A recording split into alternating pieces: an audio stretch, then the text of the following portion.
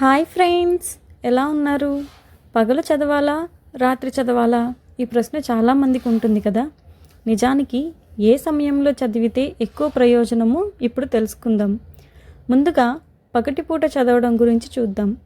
పగలు మన మెదడు సహజంగానే అలర్ట్గా, యాక్టివ్గా ఉంటుంది.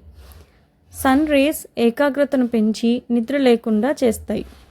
క్లిష్టమైన సమస్యలు సాధించాలన్నా, కొత్త విషయాలు నేర్చుకోవాలన్నా పగలే మంచి సమయం. పైగా మీకు ఏదైనా డౌట్ వస్తే వెంటనే టీచర్స్ లేదా ఫ్రెండ్స్ని అడిగి క్లారిఫై చేసుకోవచ్చు.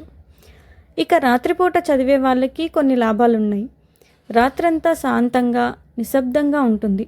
డిస్టర్బెన్సెస్ తక్కువగా ఉంటాయి. ఇది లోతైన ఏకాగ్రతకు సహాయపడుతుంది. క్రియేటివ్ సబ్జెక్ట్స్ లేదా ఏదైనా గుర్తుంచుకోవాల్సిన విషయాలు చదవడానికి రాత్రి సమయం అనుకూలంగా ఉంటుంది.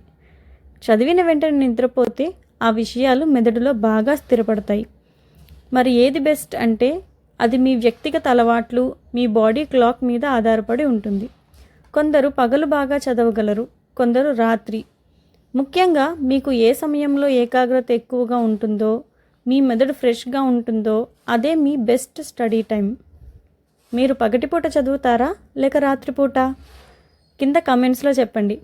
ఇలాంటి మరిన్ని స్టడీ టిప్స్ కోసం మా ఛానల్ని సబ్స్క్రైబ్ చేసుకోండి. All the best.